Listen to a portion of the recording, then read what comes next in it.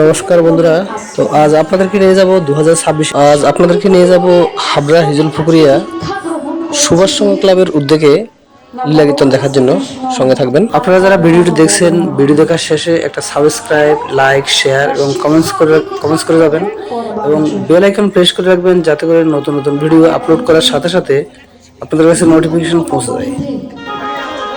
থাকে দুজন, একজন হলো এক দক্ষিণী মা, আর দক্ষিণী মায়ের সন্তান সুদামা। সুদামাকে নিয়ে বাস করে বিধর্ম নগরীতে। ঘরে আছে নারায়ণের শিলা। নগরী নগরী ভিক্ষা করে যা পাই, তাই নারায়ণের সেবা দেয় মেলে না। নারায়ণও না খেয়ে থাকে, আর তাদেরকেও না খেয়ে থাকতে হয়। তা যারা ব্রাহ্মণ হয় মায়েরা,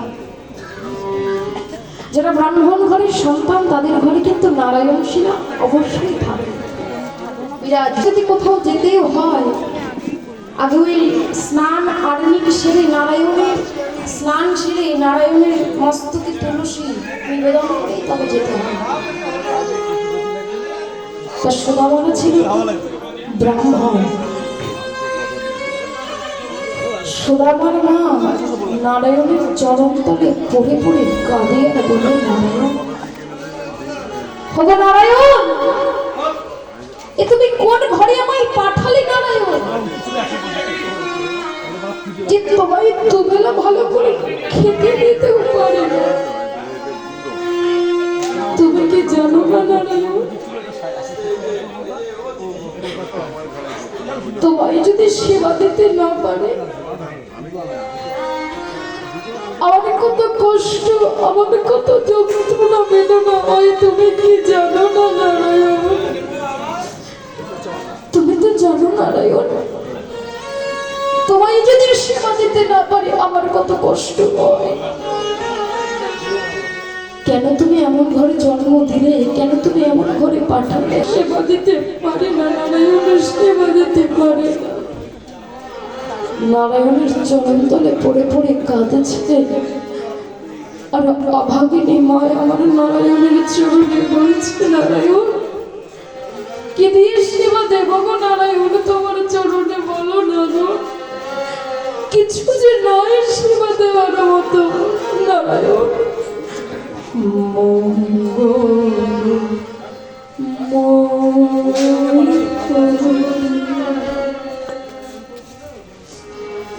প্রভু নারায়ণ,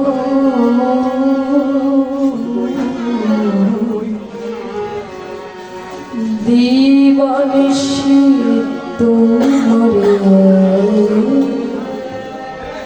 করে গো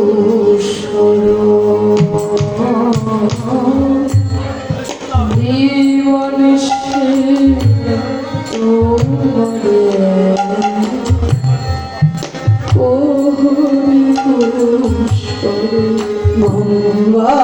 মঙ্গলময়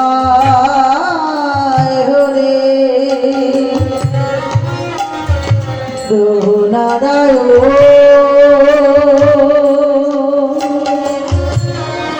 দেবানেশি তোমারে করে গো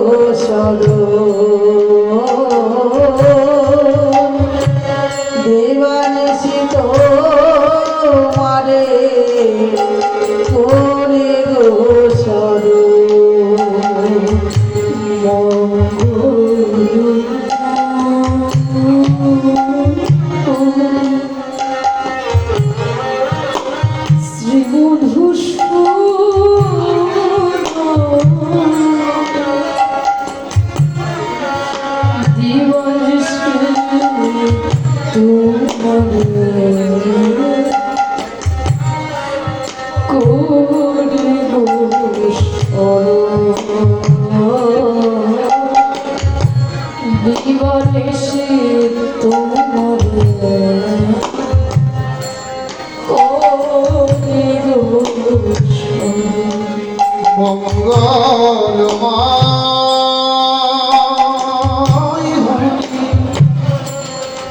প্রভু নারায়ণ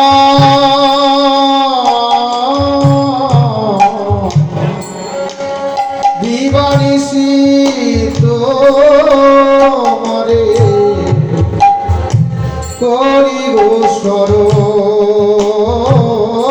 দিবানিশি তোমারে করিব স্মরণ।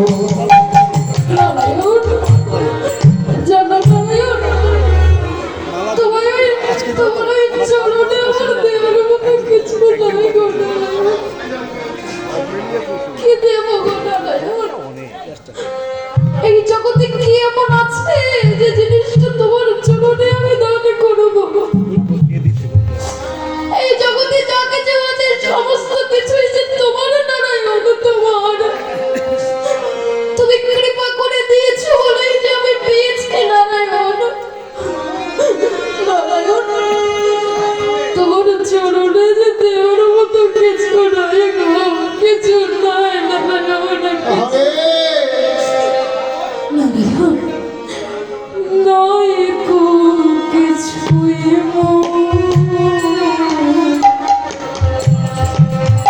প্রভু, তুমি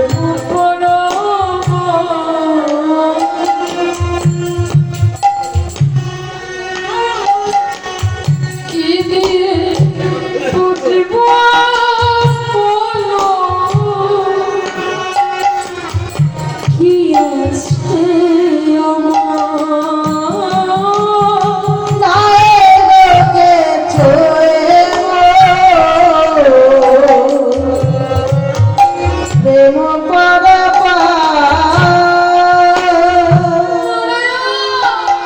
কে দিয়ে বুঝব কি আছে আমার?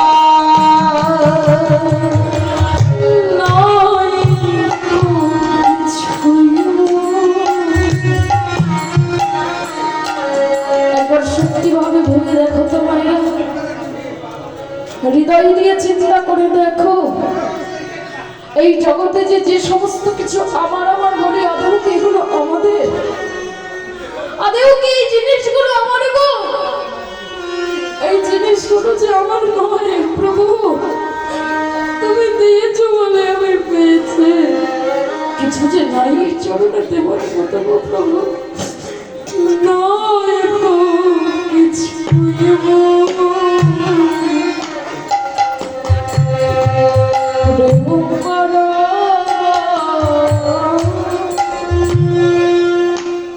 প্রভু, কি দিয়ে বুঝব বলো, কি আছে আমার? নাই তো কিছুই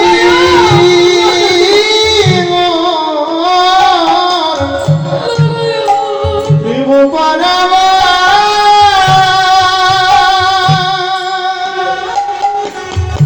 কি দিয়ে বুঝিব কি আছে আমার?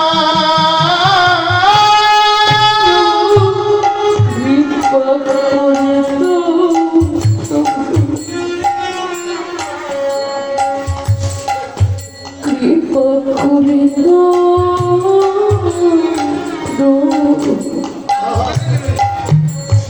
তোমার অদূরে চলো, কৃপা করে দাও প্রভু তোমার দুটি চরণ। কৃপা করে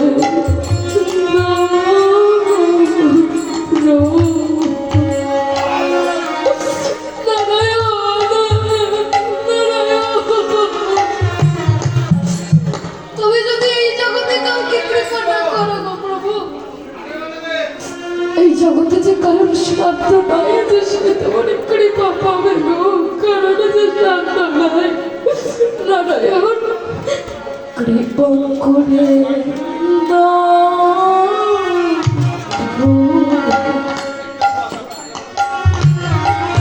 ওদের দুটি চরণ তুলসী দিয়া ভক্তি চন্দ্র মন তুলসী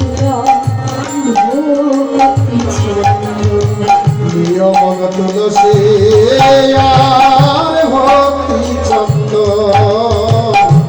নিয়মন তুলসী আর ভক্তি চন্দ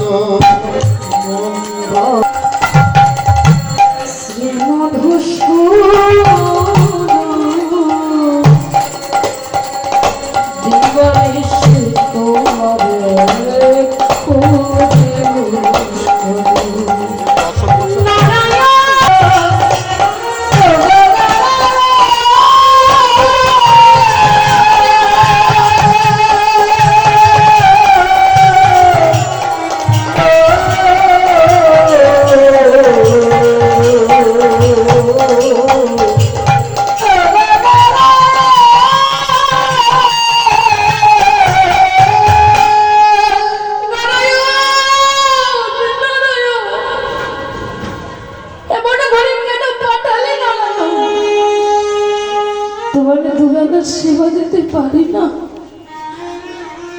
নারায়ণের চরণ তলে পড়ে পড়ে যখন কাঁদছে সুদামার মা,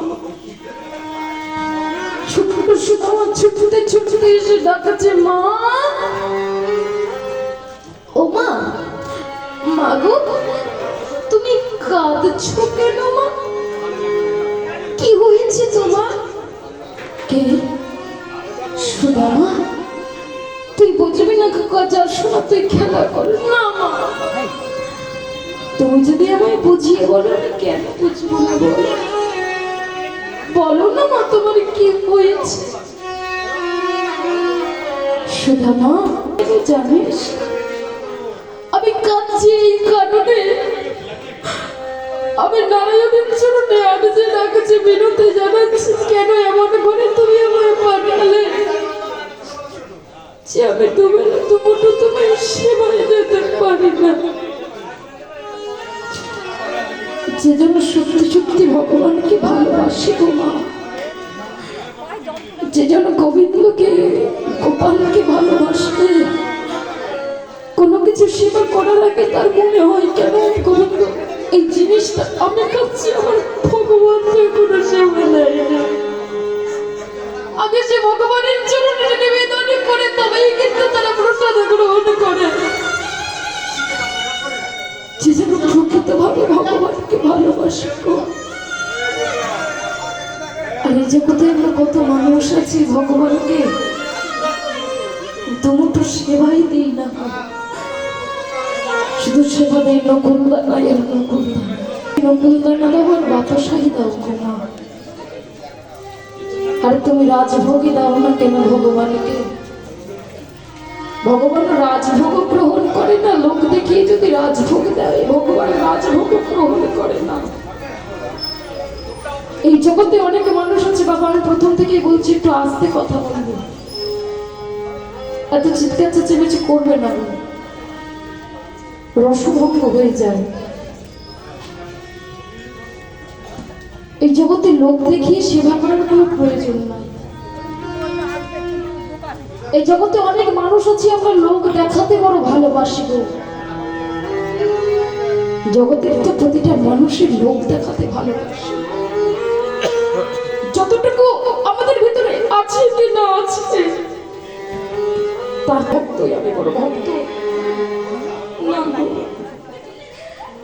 যে জন্য প্রকৃত ভক্ত হয় সে কোনদিন বলে না যে আমি ভগবানকে পেয়েছি,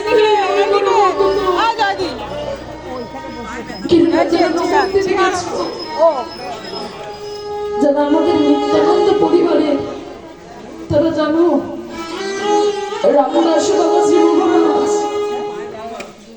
তিনি প্রতিটা দিন নগরে নগরে পরিক্রমা করতে হলে আমার নিতাই পাওয়া হলো না, আমার গৌরব পাওয়া হলো না, আমার নিতাই পাওয়া হলো না, আমার গৌরব পাওয়া হলো না। একদিন রামকৃষ্ণ দাস বাবাজি মহারাজ আত্মরুচি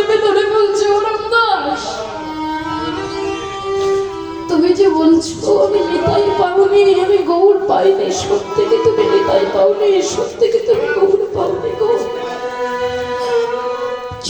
চুপ করো এখানে বলো না। ঘরের মধ্যে ডেকে নিয়ে গিয়ে বলছে নিতাই গৌর হলো আমার প্রাণের সম্পদ। নিতাই গৌর সর্বদা আমার হৃদয়ে কিনে হরি নাম করে কীর্তন করে। তবে তুমি যে বললে আমি নিতাই পাইনি, আমি গৌর পাইনি, কেন বললে রামদাস, কেন বললে? ভয়? তোমার আবার কিসের ভয় গো? কেননা এই জগতে আমার থেকে কত বড় বড় ভক্ত আছে, আমি যে পাবো, আমি যে ভগবানের নাম গাইতে পারি না। কে বলছে? রামদাস বাবাজি মহারাজ, যার জন্য কিনা আজকে পুরীতে যে হরিদাস ঠাকুরের মঠ, বাবা যারা পুরীতে গেছো তারা জানো যে হরিদাস ঠাকুরের মঠ আছে সমুদ্র পাড়ে। হরিদাস ঠাকুরের মঠটা কিন্তু তৎকালীন দিনে পান্ডারা ইংরেজদের কাছে বিক্রয় করে দিয়েছিল। একমাত্র রামদাস বাবাজি মহারাজ তিনি বলেছিল না, হরিদাস ঠাকুরের মঠ কেন বিক্রয় হয়ে যাবে, আমি নেব। সেদিন ভাগবত আসরে বসতো, আমাদের তো গৌর বলতে নয়ন পরিশোধ হয় না। ভক্তরা বড় বড় গামলা নিয়ে বসতো, পিচকিরির নেই নয়ন পরিশোধ হতো। এমন গৌর নামে প্রেম, এতটাই গৌর প্রেমে আসক্ত তারা। তিনি বললেন আমার গৌর পাওয়া হয় নাই, নিতাই পাওয়া হয় নাই। আর এই জগতে তো আমরা, আমাদের ভেতরে একটু কৃষ্ণ প্রেম জন্মেছে কি না জন্মেছে, আমরা বড় ভক্ত হয়েছে। পরে মানুষকে বড় জ্ঞান নিতে শুরু করে দেখো,